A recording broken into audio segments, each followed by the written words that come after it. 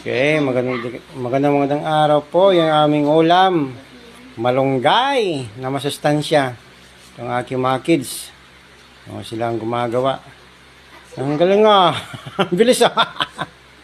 Ang bilis naman oh. Oh. Ang bilis naman itong bunso ko. Bilis gumawa oh. Oh.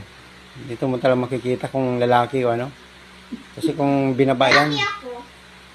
Kung binabae yan eh, nako.